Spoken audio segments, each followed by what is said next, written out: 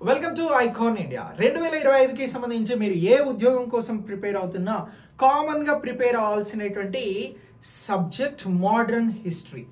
ఈ modern history ఆధునిక భారతదేశ చరిత్రకి సంబంధించి మనకి ఎక్కడి నుంచి ఇది ప్రారంభం అవుతుంది, ఎక్కడి నుంచి చదవాలి అని అంటే యూరోపియన్ల రాక. దీన్నే మనం అడ్వెంట్ ఆఫ్ యూరోపియన్స్ అని అంటున్నాం. సో ఈ టాపిక్ గురించి ఈ వీడియో ద్వారా చాలా క్లియర్గా నేను చెప్తాను. వీడియోని లైక్ చేసి మీ ఫ్రెండ్స్కి షేర్ చేయండి. కాంపిటేటివ్లో ఉన్నటువంటి వారు ఈ ఛానల్ని ఫాలో అవ్వండి. మీకు ఎప్పటికప్పుడు లేటెస్ట్ క్లాసెస్ని నేను అందిస్తూ ఉంటా. నేను ఐకాన్ ఆర్కే మీరు ప్రిపేర్ అవుతున్నటువంటి ఎగ్జామ్స్కి సంబంధించి ఐకాన్ ఇండియా యాప్ ద్వారా మీకు లేటెస్ట్ లైవ్ క్లాసెస్ని ప్రొవైడ్ చేస్తా ఉన్నాం. ఎస్ఐ కానిస్టేబుల్ గ్రూప్ 2, 3, 4 అలాగే ఈఓ, సిడిపిఓ అలాగే త్వరలో రానున్నటువంటి జీపీఓ, విఆర్ఓ ఎగ్జామ్స్కి సంబంధించి మీరు మా దగ్గర నుంచి ప్రిపేర్ అవ్వచ్చు. లైవ్ క్లాసెస్తో పాటు మీకు ఇవి రికార్డెడ్గా కూడా అవైలబుల్గా ఉంటాయి. ఎన్నిసార్లైనా యాక్సెస్ చేసుకోవచ్చు. అలాగే ఈ క్లాసెస్ని మీరు ల్యాప్టాప్ ద్వారా కూడా చూసుకోవచ్చు. అయితే దీంతో పాటు మీకు మెటీరియల్స్ అలాగే ఎగ్జామ్స్ని కూడా మేము కండక్ట్ చేస్తూ ఉన్నాం టాపిక్ వైజ్. సో దీనికోసం ఆలస్యం చేయకుండా యాప్ని డౌన్లోడ్ చేసుకొని రిజిస్టర్ అవ్వండి. ఆఫ్లైన్ క్లాసెస్ కోసం మేమిస్తున్న నెంబర్ ద్వారా మీరు మమ్మల్ని సంప్రదించవచ్చు. సో ఇప్పుడు మనం ఈ అడ్వెంట్ ఆఫ్ యూరోపియన్స్కి సంబంధించి అంటే యూరోపియన్ల రాక లేదా యూరోపియన్ల ఆగమనము అని అంటున్నాం. ఎందుకోసం యూరోపియన్స్ భారతదేశానికి వచ్చారు, అసలు భారతదేశానికి రావడానికి చారిత్రాత్మక నేపథ్యం ఏముంది, హిస్టారికల్ బ్యాక్గ్రౌండ్ ఏముంది అనేటువంటి అంశాన్ని మనం ముందుగా తెలుసుకోవాలి. సో ఈ పాయింట్ ఆఫ్ వ్యూలో మాట్లాడాల్సి వస్తే చరిత్రలో మనం 14వ శతాబ్దానికి వెళ్ళాలి. సో ఈ 14వ శతాబ్దానికి సంబంధించినటువంటి దానిలో ఇయర్ 1453. ఈ 1453 1453లో ఏం జరిగింది అని అంటే క్రుసేడుల యుద్ధం జరిగింది. సో దీన్ని చివరి క్రుసేడుల యుద్ధం అని అంటారు. అసలు క్రుసేడుల యుద్ధం అనగా ఏంటి అని అంటే సింపుల్గా చెప్పాలి, మనం మత యుద్ధాలు అని చెప్పేసి. ఈ మత యుద్ధాలు ఎవరెవరి మధ్యన జరిగినాయి అని అంటే క్రైస్తవులకి ముస్లింలకి మధ్యన జరిగినటువంటి యుద్ధాలని క్రుసేడుల యుద్ధము అని అంటున్నాం. సో ఈ క్రుసేడుల యుద్ధం అనేది ఎప్పుడు జరిగింది అని అంటే 1453లో జరిగినది. సో ఈ 1453లో ఎవరెవరి మధ్యన క్రుసేడుల యుద్ధం జరిగింది అని అంటే కాన్స్టాంటైన్ అలాగే మహమ్మద్ II మధ్యన జరిగింది. ఈ కాన్స్టాంటినోపుల్ అనేటువంటి బైజంటైన్ రాజధానికి రాజు కాన్స్టాంటైన్. ఇక టర్కీకి రాజుగా ఉన్నటువంటి వారు మహమ్మద్ II. సో ఈ యుద్ధం ఈ 1453లో చేసినప్పుడు ఈ యుద్ధంలో ఎవరు గెలిచారు అని అంటే మహమ్మద్ II గెలవడం జరిగింది. మహమ్మద్ II విన్ అయిన తర్వాత కాన్స్టాంటినోపుల్ బైజంటైన్ రాజధానిని స్వాధీనం చేసుకొని దీనికి ఇస్తాంబుల్ అని చెప్పేసి పేరు మార్చడం జరిగింది. సో ఇలా ఈ ఇస్తాంబుల్ కాన్స్టాంటినోపుల్ నుంచి సముద్ర మార్గం ద్వారా భారత్తో అరబ్బులు ముస్లింలు వ్యాపారం చేస్తూ ఉండే. కాకపోతే కాన్స్టాంట్ అనేటువంటి నగరాన్ని క్రైస్తవ మతానికి సంబంధించినటువంటి కాన్స్టాంటైన్ పరిపాలన చేస్తూ ఉండే. సో ఇప్పుడు క్రైస్తవులకి సంబంధించి ఈ యుద్ధంలో ఓడిపోయారు కాబట్టి అరబ్బులకి సంబంధించిన ఆధిపత్యాన్ని తట్టుకోలేము అని చెప్పేసి భారతదేశానికి సంబంధించినటువంటి విలువైనటువంటి వస్తువులను పొందాలి అని అంటే భారతదేశానికి సముద్ర మార్గాన్ని కనుగొనాలి అని చెప్పేసి సముద్ర మార్గాన్ని కనుగొనేందుకు యూరప్లో ఫస్ట్ ఆలోచన చేసింది. యూరప్ ఖండం నుంచి ఫస్ట్ ఆలోచన చేసినటువంటి వారు పోర్చుగల్కి సంబంధించినటువంటి వారు లేదా పోర్చుగీస్ అని అంటున్నాం. సో ఈ పోర్చుగీస్కి సంబంధించి ఇన్ఫాంట్ హెన్రీ అనేటువంటి యువరాజు ఉండే. ఈయన రాజు కాదు, యువరాజు. సో ఈ యువరాజుకి ఒక పేరు కూడా ఉన్నది. సో ఈ యువరాజుని ది నావిగేటర్ అని అంటారు.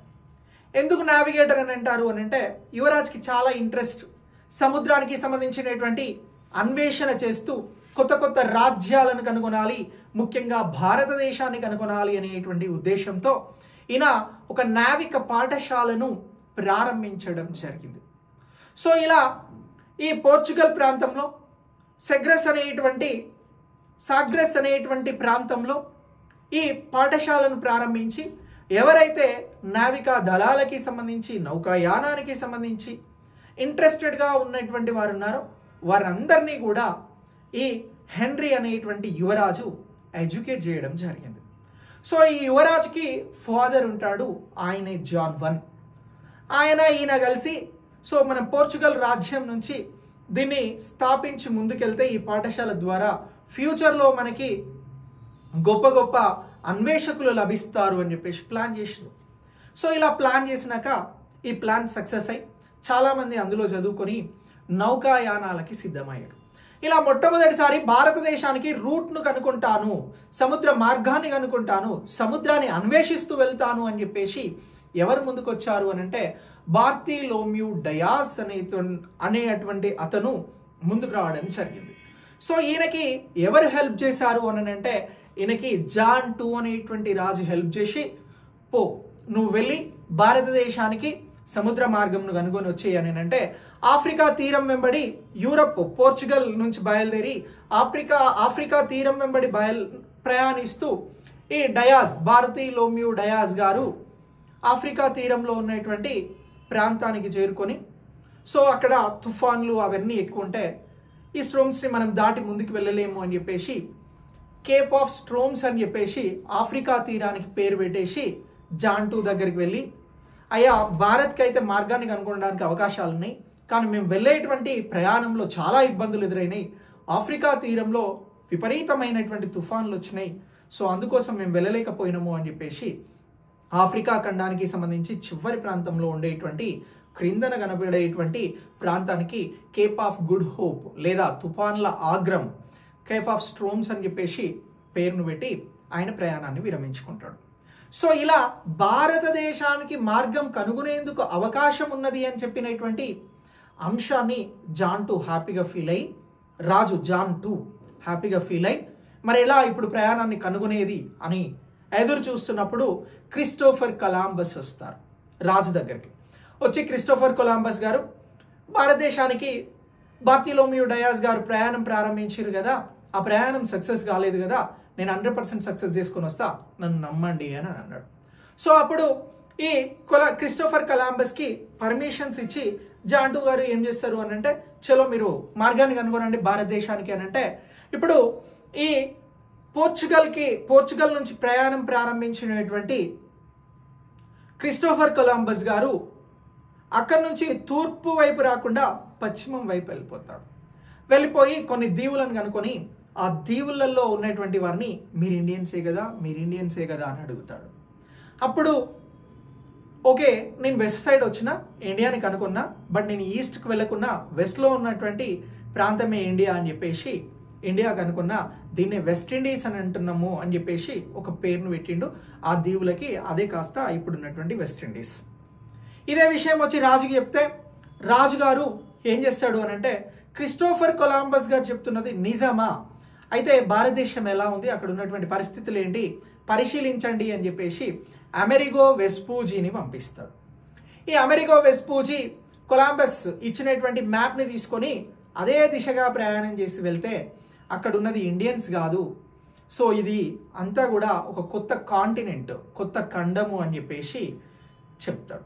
సో ఇప్పుడు దీన్ని కన్ఫర్మ్ చేసింది అమెరిగో వెస్పూజీ కాబట్టి ఇప్పుడున్నటువంటి ఉత్తర అమెరికా, దక్షిణ అమెరికా ప్రాంతాలకి అమెరిగో వెస్పూజీ పేరు మీదనే ఇక్కడ అమెరికా అనేటువంటి పేరు వచ్చింది. సో కానీ ఇప్పటి వరకు భారతదేశానికి మార్గం కనుగొనలే. జాన్ 2 కూడా వెళ్ళాడు. ఆ తర్వాత రెండవ ఇమ్మాన్యుయల్ రాజుగా ఉన్నాడు. సో ఈ రెండవ ఇమ్మాన్యుయల్ గారు రాజుగా ఉన్నటువంటి టైంలో ఇతని దగ్గరికి ఇంకో అతను వచ్చాడు, ఆయన పేరే వాస్కో డి గామా.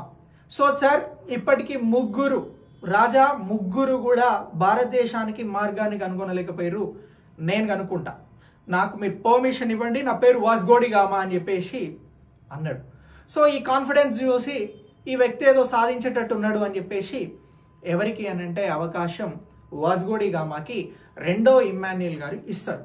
నువ్వు వెళ్ళు, ఎక్స్ప్లోరేషన్ చెయ్యు, నీ అన్వేషణలో భారత్ని కనుగో అని చెప్పేసి ఎంకరేజ్ చేసి పోర్చుగల్కి సంబంధించినటువంటి లిస్బన్ నగరం నుంచి ఎవరిని పంపిస్తారు అని అంటే ఈ వాస్కో డి గామాను 1497 జూలైలో ప్రయాణాన్ని ప్రారంభించు అని చెప్పేసి 4 నౌకలు ఇస్తారు. వాస్కో డి గామాకి సంబంధించినటువంటి నౌక షాన్ గ్యాబ్రియల్. దీన్ని ఒకసారి ఎగ్జామ్లో అడిగారు. సో షాన్ గ్యాబ్రియల్ అనేటువంటి నౌకను తీసుకొని దాంతోపాటు మరొక 3 నౌకలతో వాస్కో డి గామా కొంతమంది సిబ్బందిని తీసుకొని భారత్కి నౌకాయానాన్ని కనుగొనేందుకు బయలుదేరుతాడు. ఇప్పుడు కొలంబస్ అమెరిగో వెస్పూజీ వెళ్ళింది వెస్ట్ సైడ్, అది ఆ రూట్ నాకు పనికి రాదు అని చెప్పేసి వాస్కో డి గామా ఫిక్స్ అయ్యి ఏదైతే బార్టిలోమ్యూ డయాస్ ఫస్ట్ సారి ప్రయాణాన్ని ప్రారంభించినటువంటి వ్యక్తి ఉన్నాడో తను తీసినటువంటి మ్యాప్ని బేస్గా చేసుకొని ఆఫ్రికా తీరం వెంబడి ప్రయాణం చేస్తూ కేప్ ఆఫ్ గుడ్ హోప్, ఎక్కడైతే తుఫాన్లు ఎక్కువ వస్తాయో అక్కడ దానికి వస్తాడు. వచ్చిన తర్వాత ప్రయాణాన్ని కనుగొనేటువంటి అంశంలో చాలా ఇబ్బందులు తలెత్తుతాయి. అయినప్పటికీ కూడా వెనకకు వెళ్ళేదే లేదు, ఇలానే భారత్కి వెళ్ళాలి అని చెప్పేసి భారత్కి వెళ్ళేందుకు భారత్ ప్రయాణాన్ని ముందుకు తీసుకొని వెళ్తాడు. సో అక్కడ అబ్దుల్ మజీద్ అనేటువంటి అతన్ని కలుస్తాడు కేప్ ఆఫ్ గుడ్ హోప్ దగ్గర. కలిసిన తర్వాత తనని ఎలాగోలా ఒప్పించి మార్గాన్ని కనుక్కుంటాడు. అబ్దుల్ మజీద్ గారు ఒక అరబ్ వ్యాపారి, భారతదేశం ఇట్లా వెళ్తే వస్తుంది అని చెప్తాడు వాస్కో డి గామాకి. చలో ఆ జాలు హింట్ అని చెప్పేసి కేప్ ఆఫ్ గుడ్ హోప్ నుంచి మొజాంబిక్ సైడ్ వెళ్ళి అలా కెన్యా నుంచి భారత్కి నేరుగా అరేబియా సముద్రంలో ప్రయాణాన్ని ప్రారంభించి 1498 మే 20న సుమారు 10 నెలల ప్రయాణం చేసి కల్లికోట కాలికట్ కేరళకి సంబంధించి చేరుకుంటాడు మే 20, 1498.